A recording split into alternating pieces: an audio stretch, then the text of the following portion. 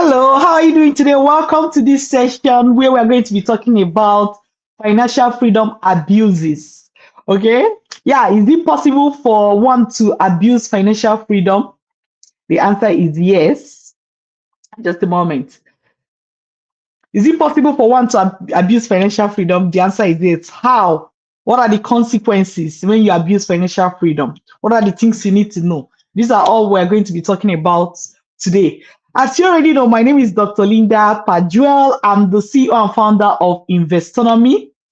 All right. And today I'll be, taking this session as it's part of the lecture in the financial freedom series. All right. Let's get started.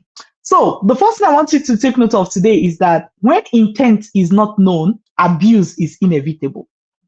When it comes to think of a product, a service, anything that is created, if you don't know why that thing was created, if you don't know why that thing exists, if you don't know why that thing is made, right? You're going to use it for what it was not made for, right? So when intent is not known, abuse is inevitable. Someone may say, what does abuse mean? Abuse actually comes from the root word abnormal use, abuse, abnormal use. So it simply means using something for anything else aside for what it was made to be used for. All right. And today we are looking at financial freedom, to be precise. So we've already talked about financial freedom being having the resources that you need to cover your expenses so that you can have the freedom, the headspace, the time, to identify your natural talents, refine them, and use them in service of others. Of course, most times when you're using it in service of others, that is how you get paid. This is how you make money from your natural talents. So the point that I'm bringing out here is that the intent for financial freedom is so that you can have the time to focus on refining your natural talent and deploying it to help humanity. That's the intent. And it's important for you to understand this intent, because if you don't understand it, you are going to get financial freedom and you are going to use that time and money and the freedom that you have gotten to do other things. All right, we're going to take a look at them as we go.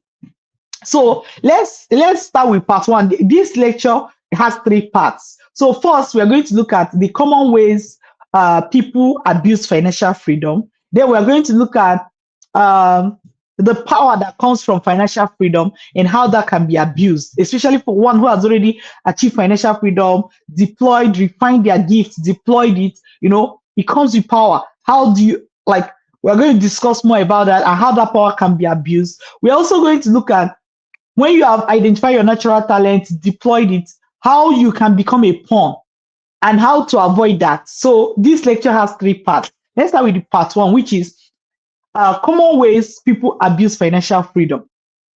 The commonest way people abuse financial freedom is giving their financial resources away without discipline. What does this look like? So you see somebody, they've got to financial freedom, they probably have some resources that they've reserved, but instead of keeping that resources so that it gives them the peace of mind to continue to work on their gifts and to deploy it and to help humanity, they take that money and they give it to others. Maybe somebody say, hey, please, can you borrow me this money? And you did not even look at, does this person actually need this money? Are you the right person to be giving the person this money? And you give it away. Now, somebody may say that's a good thing, but I tell you, it's not always a good thing, because if you give away the resources that is supposed to make you financially free, and because of that, you no longer have those resources, you are going to go back to the financial fears you thought you've conquered. So when you have financial resources, when you have financial freedom and you have financial resources, you have to be able to use that money with discipline. You have to use those resources with discipline. You can't just give them away to anybody who asks for it, because what? It's going to set you back. to where you are coming from. It's going to mean that you have used your own hand to alter your mission. You sometimes, I don't know if you've seen this, like you hear people talking about how they made so much money, but then, and even like someone recently was talking about how they made so much money, even up to $1 million from their crafts. Let me quote this first. I think it was Tyler Perry that was saying this in an interview, right? He made so much money from his craft, even up to $1 million. And at the end of the year, he was looking for money to pay the taxes that come with that the money he made, because he practically gave it away to to people who were asking him for money. It just felt like he owed it to people to just give them money, right? So you can have financial freedom and give it away without discipline, and this can set you back. But in essence, the point is that giving away your financial resources without discipline is a form of financial abuse, because you're abusing that money, you're abusing that resources that you have. You're not supposed to abuse it, you're supposed to just give it away. You are supposed to, nurture it, grow it, so that it can continue to serve the purpose for which it was given to you. All right. Now, other ways people abuse financial freedom is using your time, the time you get once you have become financially free, using that time to focus on unproductive work.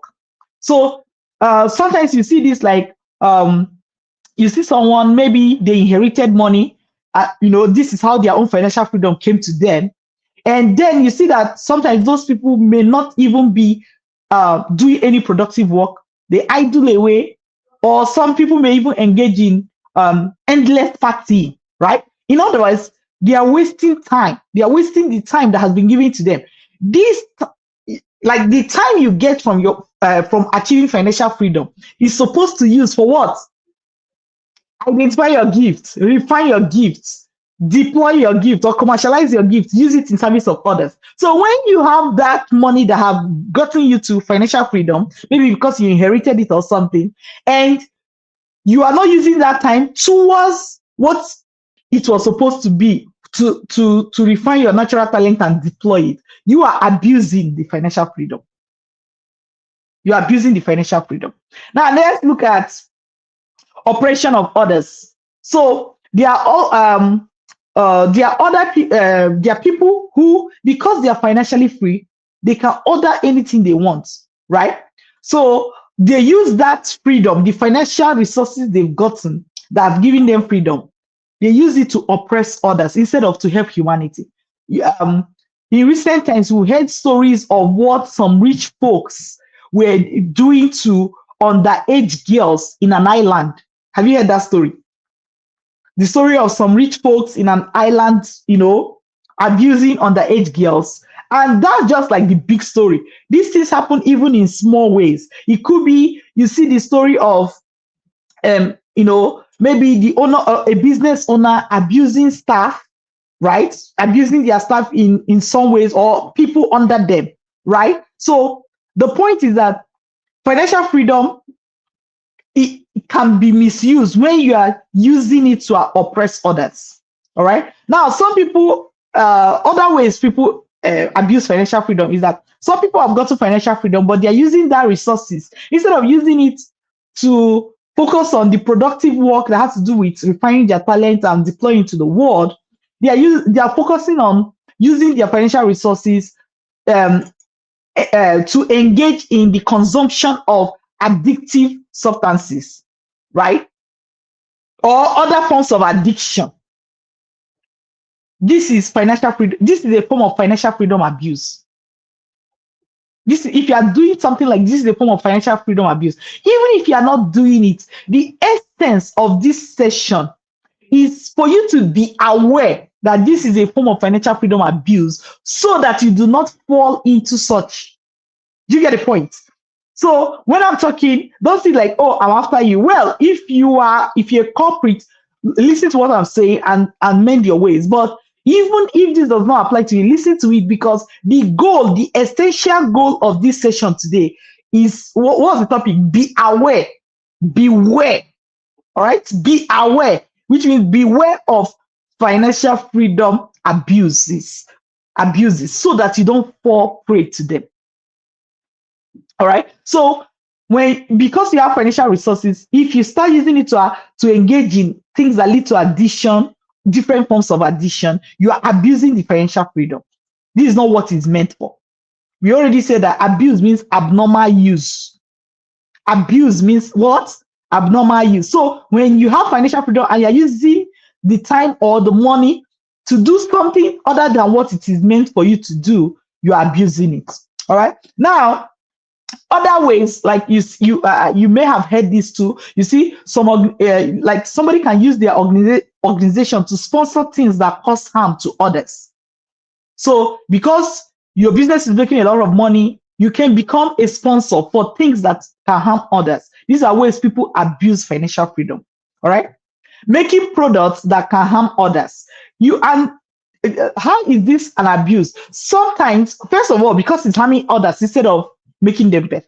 But also, one thing I've noticed with this kind of organizations that make product or individuals that make product that harm others is that they are so big, they have the resources to even hire, the best law firm in the world to defend them.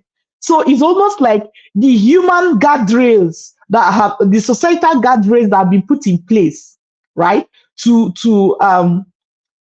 stop this kind of abuse, they have enough resources to jump over those guardrails, right? And so the harm can continue for a very long time, affecting a large number of people.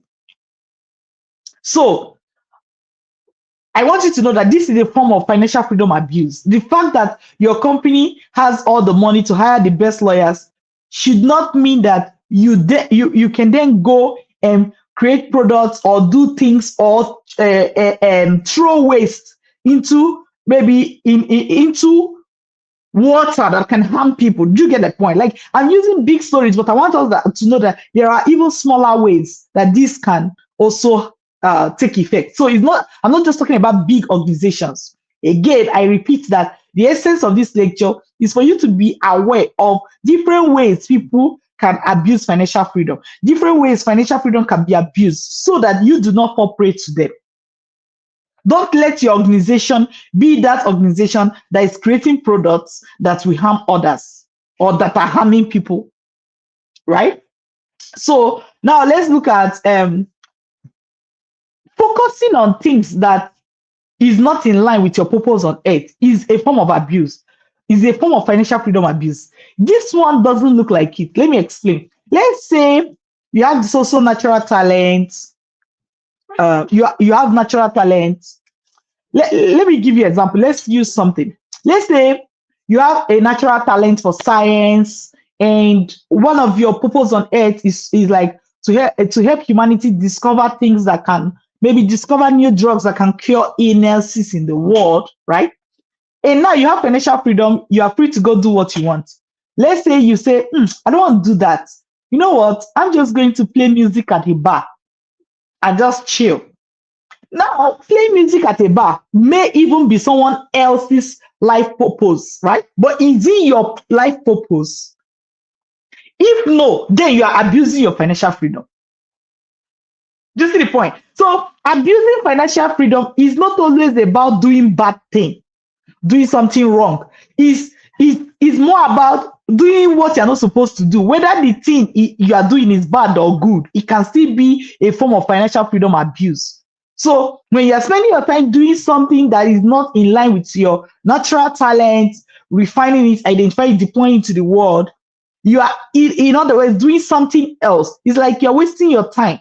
So that waste and the waste of your resources is a form of financial freedom abuse. Okay?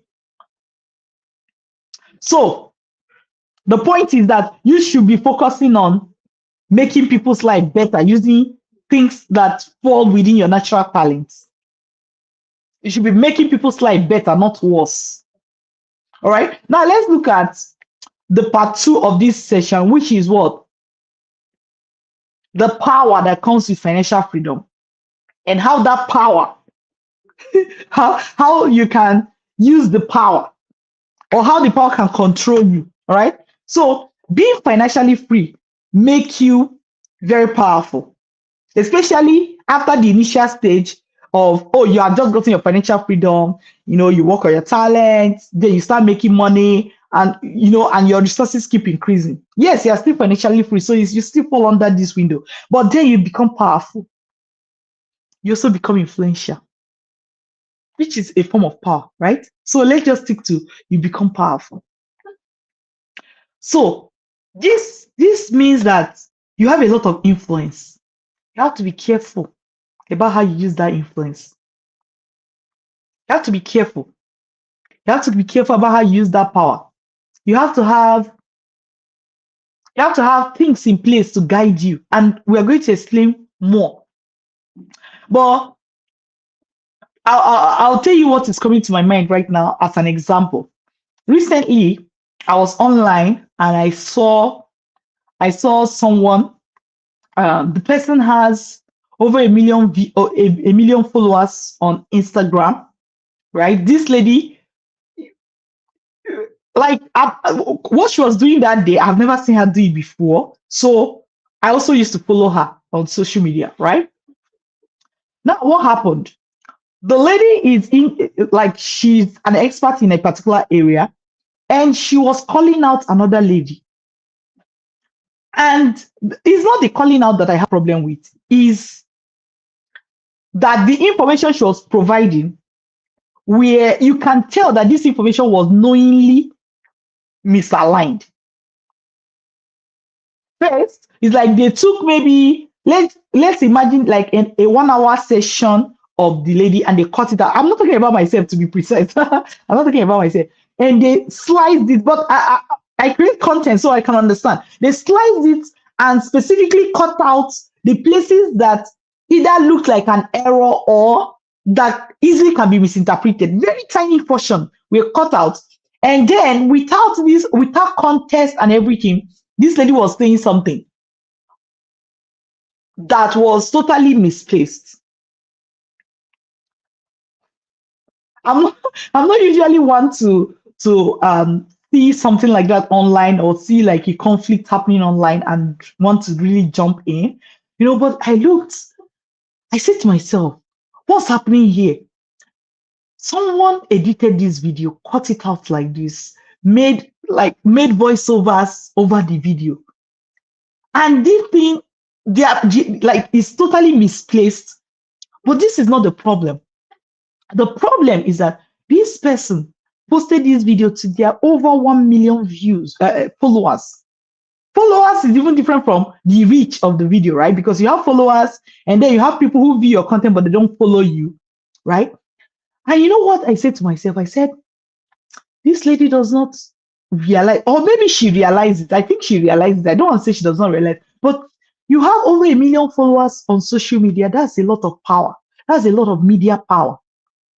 When you mischaracterize someone and you are dragging them down, dragging their business down, it's like, that's a form of online bullying, right? So I'm just talking about like how having, like, you can have power that comes from being financially free, having financial freedom, and you have to be careful how you use that power, because now you are influential.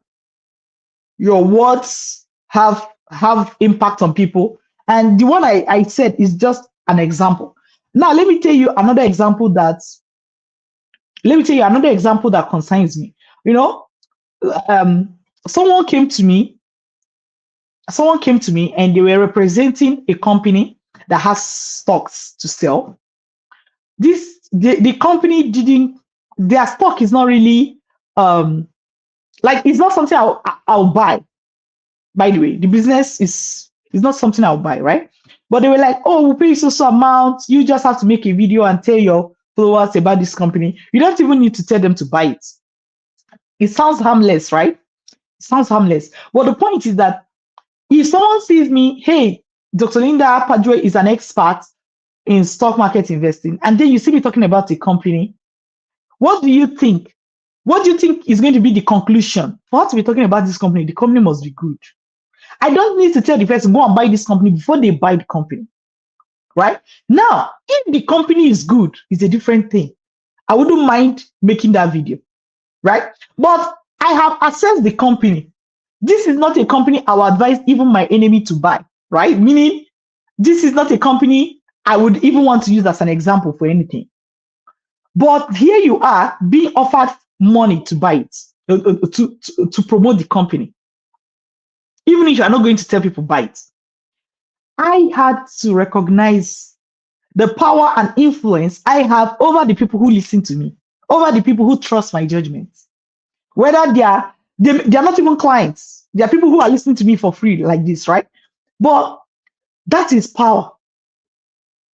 And if I know that a company is not even doing well, and I still go ahead promoting their stock, what is happening is that I'm abusing the power that I have. I'm using it to put people in harm's way. You get the point? Being financially free sometimes means that you are not having resources, having power, having influence. It comes with it. But you need to understand that power, how you use it, matter. You can use it to harm people. You can use it to bless people. You have to make an active choice not to use your power to harm people. It's an active choice. Okay? Else you'll be abusing your financial freedom. Power will control you if you don't guide it. Power needs to be guided. So without guiding your power, it will start destroying others. And eventually it will destroy you. How? When the society finds out what you have been up to. So people first start with thinking that they have power to destroy others and they just enjoy it. But they don't realize that by indulging, they are also destroying themselves. Because sooner or later, what you're doing will come out in the open. Even if somebody is not sending you to prison, it destroys your reputation, destroys your business, right? So you're eventually going to destroy yourself. This is why it's important for you to guide power, to guide your power. You don't just want to use it for anything. You want to make an active choice to use your power to bless people instead of using it to harm people. In fact, if what you want to do is not going to bless people, don't do it. Because sometimes the worst part is where people feel like, well, I'm not harming anybody. So you can do something that you feel is not harming anybody, but eventually it harms people. So instead of saying, but this is not harming anybody, focus on saying, is this blessing people? When, for example, if I choose to talk about a stock that inside I know is not good for anybody to invest in, yes, I may say, well, am I harming anybody? But in reality, yes, you're harming people. Because when people listen to that, and because of you, they go and buy those stocks and they lose their life savings, you've harmed them. So instead of saying, oh, I don't think what I'm doing is not harming anybody, ask yourself, what I'm doing, is it blessing people? If yes, then you can continue. Okay? So how do you guide power? You guide power by having values. You guide power by having values. You need values to protect you even as you race towards financial freedom. Many things are going to happen as you prepare yourself to become financially free and to continue in it. You have to have values, and those values have to be explicit. You can't just be like, I think that's my value. These values are going to serve as a filter as you decide on what to say yes to or what to say no to. So your values will be your filter. When you have opportunity to make a decision, you pass it through your values and see if there's alignment. If there's no alignment, you say no to it. You need to become more conscious of what you're doing, more conscious of what you're producing. Whether you're producing a product, offering a service, you can't just say, oh no, well, I'm just offering a service. Are you offering a service to somebody who is going to use it to harm people? You have a responsibility not to do so. It is your values that will guide you. So, for example, you can vow to not knowingly participate in anything that will cause harm to others, and to stop the moment you discover any of your activities is in opposition to this value. It's a broad one. Not to knowingly participate in things that will harm people. Because sometimes we are unable to name all the options, right? But if you say, I will not knowingly participate in things that will harm people, and even if I find out that, oh, I've been participating in things that harm people, oh, oh my God, stop immediately. Don't say I have to then continue in it. All right. So again, you need to be explicit about your values. You need to know what they are. Your values will protect you. When you have financial freedom, your values will protect you. Not having values is equal to not having protection, because it is those values that protect you. Some people think, oh, lawyers are going to protect you. Lawyers can only protect you to a certain extent. Can lawyers protect you from karma? Can lawyers protect you from karma? So, yeah, you can defend yourself and not go to jail. Can lawyers protect you from karma? Your values is what is going to protect you as you journey towards financial freedom and beyond. Okay? Let's look at the third part, which is resist the request to be a pawn. Because when you identify, refine, and deploy your natural talents, some people who have their own agenda are going to look for you. They feel like, oh, I like what you have. Let's bring you and put you here and use you for this, that, right? Then they're going to approach you. Sometimes these are powerful people in our society. So you may be called to use your natural talent to execute other people's agenda. Ask yourself always, is this work in line with my life, with my purpose in life? What I'm doing, is it in line with my purpose in life? As I said, sometimes some people who have identified and refined their natural talents, they participate in things that the part they are doing may not harm others, but the overall, the agenda they are part of is harming others. Pull yourself away from such things. This is the way not to abuse the financial freedom you have. All right? Just because the original agenda is not yours does not mean that the consequences of your actions aren't yours. Be your own master.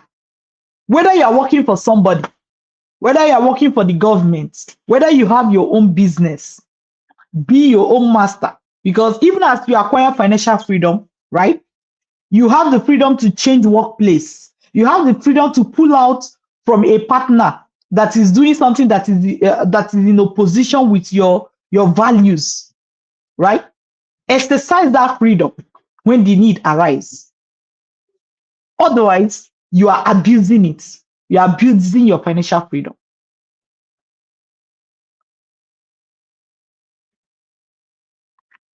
So,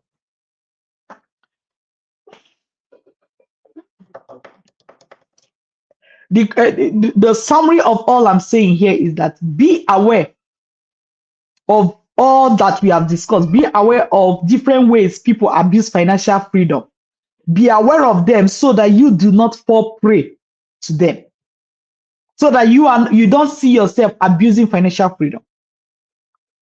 Because chances are that when you are busy abusing financial freedom, you are also not working towards your life goal, towards your life mission. You have derailed from the path. All right? Most importantly, you don't want to abuse financial freedom so that you don't destroy yourself. This is an important one. Having financial freedom can help you, but Having financial freedom can help you, but if you don't handle it well, it can destroy you.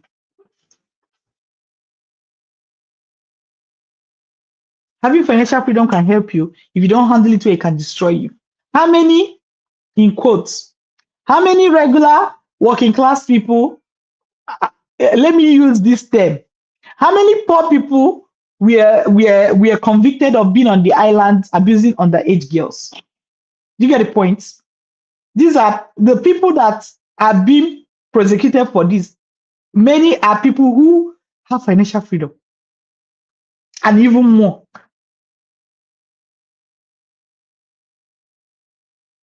So financial freedom and the power that comes with it can help you, but if you don't handle it well, it can destroy you. This is why I want you to be aware of financial freedom abuses, aware of how people can abuse financial freedom so that you don't do it. Because the way to think about it is like, I'm teaching financial freedom, but it's important for me to let you know that this financial freedom can destroy you if you don't have values. You need values. So here's my food for thought for you today. Do you know your values? What are your values? Not just do you know. Get a piece of paper, or you can use maybe your phone, right? Get a piece of paper, write down. Actually take time to reflect. What are my values? What are the things I won't do for money? What are the things I won't do for greed? What are the things I won't do for money? It's like, no matter how much you pay me, I won't do it. What are those things? You have to have those values. You have to have them. If not, financial freedom will destroy you, and you don't want that. So the food for thought, what I want you to reflect on today is, do you know your values? What are they? Write them down. And don't just write like one word. Describe it. I gave you an example of one of my values. I will not knowingly participate in things that harm people. Full stop. And if I discover that I'm participating in it, I'll stop. That's like the kind of value I'm talking about. As a teacher, I will not teach nonsense. I will not teach things that internally I do not agree with. Even if it will lead to making more money, I won't teach it.